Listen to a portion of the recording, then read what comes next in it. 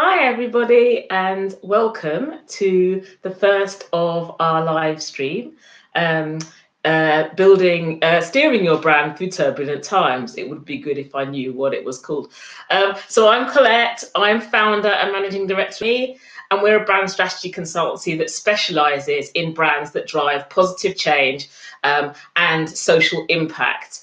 And the reason we wanted to do this series is because I think there's an unparalleled opportunity for brands right now, for brands to step up and really start to help in times that are so turbulent, such as these, to really help people that need it the most.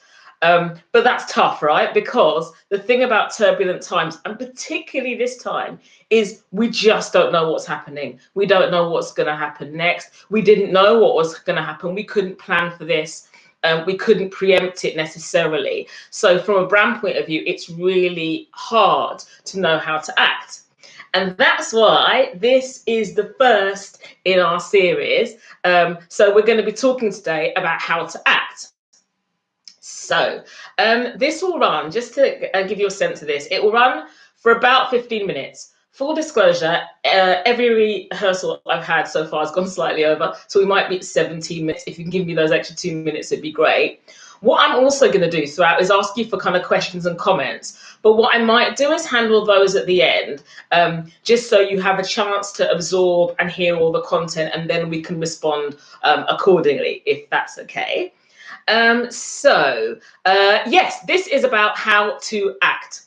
You'll notice in the title, it was kind of how to with the re in brackets, because I think that's what this is about. It's all about moving from kind of knee-jerk reaction and just reacting to stuff as we're coming across it, and moving to a place where we're able to take decisive action, even if we don't necessarily know what's happening. So I thought it might be useful first to give you maybe a couple of examples of the difference between brands where they're just reacting to what's happening and brands that are seen to be what I'm calling response then action. And I'll come on and explain to that what that means kind of after. And I'm going to use something that I think we'll all be familiar with. So have any of you received, I mean, we've all been getting a lot of emails recently, but specifically the ones that say stuff like important update about COVID-19 or we're here for you at this time. And they're normally emails from brands, right? And I read a really funny email about this, actually, ironically an email, which was around the amount of brands that are just contacting you that you didn't even know you'd been in contact with. And that's certainly the case at the moment. So I'm going to talk about two different emails. One that I felt was a sort of knee-jerk reaction to this, and as a result probably didn't land with me as well as it could, and one that was actually a really planned response then action, even if it was in a really quick turnaround, as we're seeing at the moment. The first example of the sort of knee-jerk reaction is from my mobile phone provider. I got an email from them. The first one of these kind of raft of emails came in for me about 3 weeks ago. Here in the UK, we understood the severity of this, and we were starting to be told about what we should do, but we weren't yet on sort of government mandated socialized. People were very much, feeling the fear, but not necessarily clear on what we should do about it. So get an email from my mobile phone provider saying, here for you at this time. I think, great, go into the email because I really need people to be here for me at this time. The email says, obviously, this is a very difficult time or challenging time or words to that effect. It says, so we're looking at how we can help you at this difficult time. My reaction's a bit like, you're looking at, maybe you could email me when you know what you're going to do, tell me, but okay. Then it says, here's our customer service, should you need any help. But bear in mind, call volumes are higher from vulnerable customers at the moment, so bear with us. And I thought, yeah, great, that's good to know. And then the final bit of it, and this is where I think the knee-jerk reaction thing kicks in, or maybe, I don't know, knee-jerk reaction, instinctive reaction, something like that. And I'll tell you what the end of the email said. It said, and I'm paraphrasing, this is not the exact marketing copy because I can't remember exactly what it said, but it said, it said, in the meantime, you remember that you can access a whole world of entertainment from your phone if you upgrade to these packages. And that was the kind of end of the email, or certainly those 3 points. And that's where I thought the knee-jerk reaction really came in, because honestly, you've told me you're looking at how to support me, but not how you are. You've told me some useful stuff about customer services. And then you've ended with a sales message. Not what I really need right now is to know that I can upgrade to entertainment packages on my phone, particularly at this time when we don't really know what's going on. And I think, being fair to the provider, I'm not going to name them, but being fair to the provider, I don't think they did this, deliberately or maliciously. I think it was a knee-jerk reaction. Everybody's sending emails at this time. We need to do something. We don't know what we're doing. Never mind. Let's tell them about customer services. Oh, and maybe have another call to action. All our emails have a call to action, so we must have one. Do you understand? So that's kind of a very knee-jerk reaction, and that's what we want to avoid. Instead, we should be looking to respond, then act. And that's where, actually, I get asked this a lot. Actually, shouldn't the action just be the response? And I'm like, no, it's really important that you look and think about how you respond and maybe plan it and then act. That can happen over a very short amount of time, but that kind of respond first, look at what we're going to do, and then act is really important. So my second example is from our supermarket, who I will name because I think this is a really good example and I think they did a good job. So our supermarket is Aldi. That's where me and my husband shop. We again got another email about 3 weeks ago. It was around the same time these 2 emails landed from the CEO. This one equally said, we're here for you at this time. This email said, and so I should set some context again, just as a reminder, we were not in government mandated social isolation at that point. People were very fearful. People were starting to hoard stuff. We all heard about that hoarding of the toilet paper. So that was happening. People were going into supermarkets and maybe behaving quite badly. So email from the CEO that says, we know it's a worrying time for you. We're going to do everything we can to really make sure that we're here for you at this time. First thing we're doing, we know that people are worried about the amount of stuff on shelves. So we're going to be restricting each customer to 4 items per thing, because that gives you enough to know what you need. But equally, it will just make sure there's enough for everybody in these unprecedented times. The second thing the email said was, we're going to be implementing vulnerable shopping hours, which is where people who are vulnerable can come at certain times. And then the third thing the email said was, we understand it's a difficult time, but if you could help us by being really good to our colleagues on the shop floor, that would really help. Again, I'm paraphrasing. This is not marketing copy. I'm paraphrasing. But words to this effect. The difference between this and the first email is the first email felt like a knee-jerk reaction, need to get something out there. The second email from Aldi was equally around the same time, but had responded to what was going on in store, what people might be worried about, and what we needed to do. That's exactly the kind of thing that we need to hear at the moment. So you can see, one, very knee-jerk reaction. Second one, a more response than action. So I've talked about response then action, and that's where we need to be rather than knee-jerk reaction. I know I said at the beginning that this is really challenging because we just don't know what's happening. We don't know what's going on. The thing I think from a brand point of view that can help us really plan our responses is to work from what we do know. One of the things we do know is our own brand. We know our brand, and actually if we use that as the kind of blueprint to maybe help us navigate our responses, it will help us sort of at least have a way forward, or maybe a sense of direction of what we might do. There are a couple of elements of the brand that I think are really useful for us to look at this time. The first one is an understanding of our purpose, and maybe looking at, reminding ourselves of why we exist, thinking about why that's relevant now more than ever, thinking about how that purpose can really help people and what we might need to do differently to deliver that purpose now in this unprecedented time. So I think looking at purpose is a really good way, rather than just letting this time, COVID-19, just occupy our thoughts and just react. So looking at our purpose is a really good way to kind of govern our actions. The other one is values.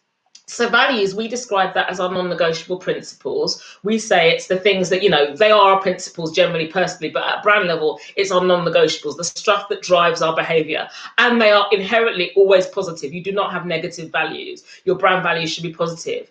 If you look back at your values, it will help you act in a way that is maybe more in tune with what people expect from you at your best, as opposed to reacting from maybe fear or uncertainty. So that's a really good, they're the kind of two elements of the brand I'd be looking at.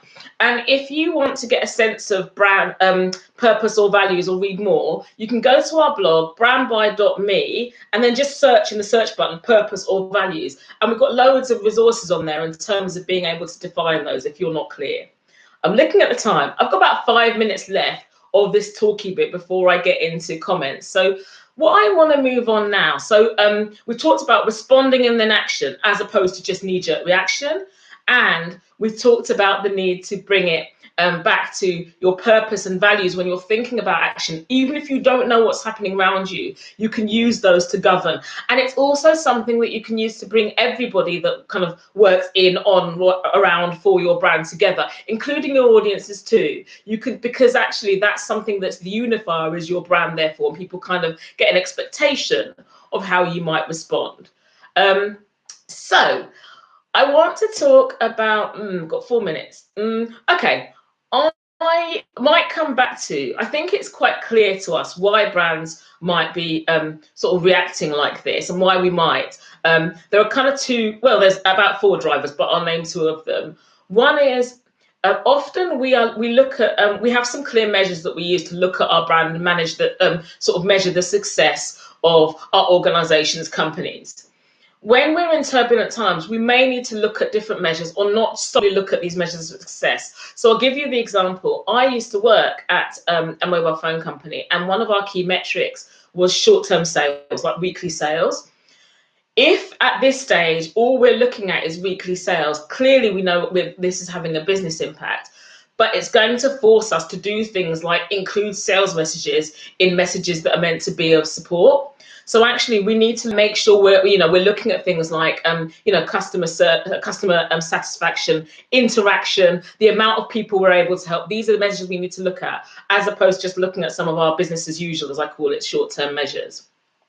The second big thing that maybe is sending people wrong is that they're not. When we're in times of crisis and turbulence, we may become quite tunnel vision, right? So we just start thinking, oh, this is what we want. Oh, did you like tunnel vision? So we might start thinking about that. And actually, it's really important that we're listening more than ever to our audience needs. If we don't know our audiences, then we need to figure out who they are. And we must listen to what they need and what they're looking for at this time. And we must respond accordingly.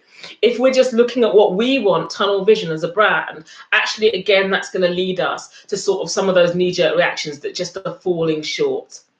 I've got about a couple of minutes. So what I'm going to do is talk about now 3 attributes above and beyond our values and looking at our purpose that we should be really demonstrating at this time, and they should really frame our response. And I think at this time, but also through this time and out the other side, it's going to be key.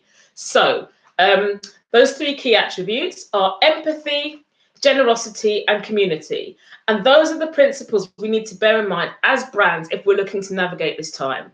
So empathy is all about, well, of course, it starts with listening to your audiences and understanding where they are. But the empathy bit is showing that we understand what's happening for our audiences and showing that we kind of have some sense of that. But more importantly, it's about having appreciation and respect for how this is impacting them. Not just thinking about our response or looking at things through the lens of our response, but thinking about how this is impacting and showing appreciation and respect for what's going on for our audiences at this point. That's how we have brand empathy. And I think that's a really key thing now that will stop us from maybe reacting in a very knee-jerk way. The second thing is around generosity. Generosity is kind of obvious, and I've spoken about it. It's just thinking, how can we help? Or versus what do we want? It sounds obvious at a personal level, completely. But at brand level, it's really important too. So let's not look at our short-term measures. Let's look at how we can help, and how we can really lead. And a really good example of this is the number of alcohol brands that are now starting to manufacture hand sanitizer and rubbing alcohol. Brewdog the brewery is an example of that. And I actually, from a brand point of view, they're a really good one to look at generally in this time. Even if you're not in the beer sector and you don't even like beer, still from a brand point of view, their response has been very good. So that's generosity, thinking about what we can give, not just what we want. The final attribute is community. Now, obviously, that has a really different meaning in this stage because we can't do face-to-face interaction. But what we can do is make sure that we're increasing connection with our audiences, with the people that work in, for, around our brand, and actually inspiring kind of those sense of connection and collaboration at this time, as opposed to solely looking at our own needs.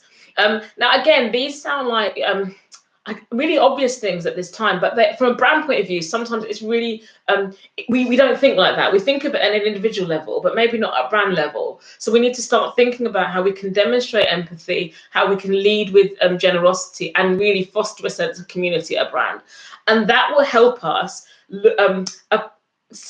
respond and act in a way that's going to see us through this turbulence and out the other side, no matter, even if we don't know what the other side looks like. I'm looking and it's 16 and a half minutes.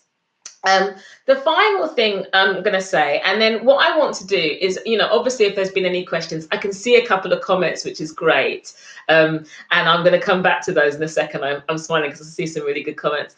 But the thing here is when I'm talking about brands, one of the other issues I've seen is kind of who has ownership for the brand at this time. My answer is everybody. It's not just a thing you should be leaving to comms and marketing, or thinking about in sort of a comms, communications or marketing silo, or thinking about, I'm going to do this, then I'll sort out the brand. No. Our brand should be driving every action and interaction that we do, which is why I said it's really important to come back to your personality and values, but also think about how we can embed these principles at a brand level. And that's really important, no matter where you work in an organization. Really thinking about how we can be ambassadors, how we can use the brand to drive our action is going to be really important at this time. That's where you see the brands that are really sort of reacting appropriately and acting really well, and kind of being those talents. It should be a whole organization effort. Your brand, basically, is what I'm saying.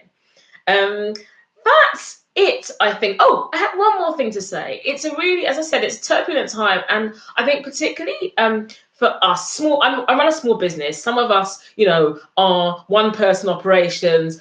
Some of us might be working in an organization, but feel like we're, really sort of, not one of the leaders.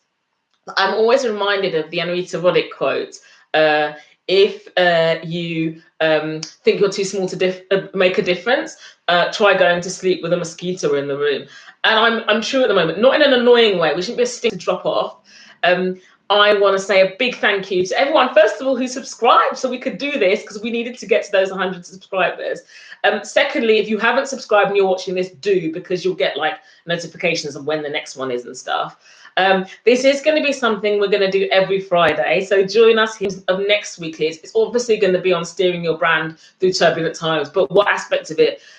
Probably on Thursday we'll post a little video or stuff on our socials, just check it out. And that's all I'm going to say. I can see some comments, so I'm going to look at those. If that's all right. So the first thing, the importance of purpose over profit, and using your purpose as a starting point, because we're trying to figure out what our place is in this world. That was from Danielle. I really agree with this. You don't know where you stand. You don't know how you have to act. You might have to shift your business model. But if you at least start from purpose, it gives you, rather than a blank canvas of, we could just do anything. It's really important. At this time, purpose over profit is really important too, because I can see a lot of businesses, there are some awful stories of even like people putting their staff at risk because they're really chasing those short-term profits. And in a time like this, where we're facing crisis, that's just not okay, in my view. Are there any questions at this point? I'll give a little wait. while I'm waiting for questions, if there are any, what I'll say is, if you want everything too, my key sort of channel is LinkedIn. So that's the best one. If you go LinkedIn in Brand by Colette, you should find me. I can't see any questions. I'm looking at my assistant and see if there are any coming through. No. So I'm going to say thank you so much for having me, for spending this time, this lunchtime. One question coming through. Can you, to leaders at this time? Great question, Dan. Thank you. I think the big thing advice I would give is to really look when you're thinking about action. I think look back at your brand and just figure out, use your brand as the blueprint. So I go, looking and so demonstrating your purpose and looking at how you can do that. And also really using your values. And as a leader, it's really important you lead and demonstrate your values too. So your values might be something, and if you're struggling to do that, then you need to revisit those values if you're really struggling to understand how to live them in this time. So I'd say beyond anything, focus on your purpose, live your values as leaders, and that will see us right. Thank you. One more question? Awesome. Okay. Good. From the piano singer. So, is it necessary or useful to reevaluate your purpose at this time? Yes. If you look at it and you're not clear, yeah, maybe if your business model has fundamentally had to change, or that it's good to revisit your purpose. I'm not sure I would say reevaluate, but maybe look at how it might apply. And use it to think about how you drive things differently. And if you can't see a way where your purpose is relevant, then you might need to look at different articulations or come back and revisit it very slightly. I'll give you an example. So at Brand by Me, our purpose is all about driving social change and positive business impact. One of the things we're working on this time is, so we've had to that's always been our purpose and it will continue to be so. That hasn't changed. The bit that's changed, though, is the emphasis between working with social organisations and looking at working with bigger organisations to help them drive positive business impact. We've found that our services are much more in demand by maybe much bigger organisations than we worked with before, because they're looking for ways to make their brand and their operation deliver positive, even if they haven't got social change at the heart. Whereas at this time, I think the need for social change organisations is very, very clear. So we've just seen it kind of shift there. It hasn't changed our purpose, but we revisited it, and the hierarchy between those two bits of our purpose has changed, if that makes sense. But actually going back to that and looking at it was, how is this relevant now? What can we do? How can we help? These are the questions to ask. Cool. Are there any more questions? So again, I'm going to say thank you so much for tuning in. Thank you for subscribing. Do subscribe if you haven't. Check out our socials at Brand by Me HQ or at Brand by Colette. And I will see you here this time next week. I know it's Good Friday, but we're going to do one anyway. But there will be a recording of this. I'm hoping we'll use this one to test it. I'm hoping this will just go on the YouTube channel directly afterwards. So if you want to revisit it, that would be great. Thank you so much and see you soon. Bye.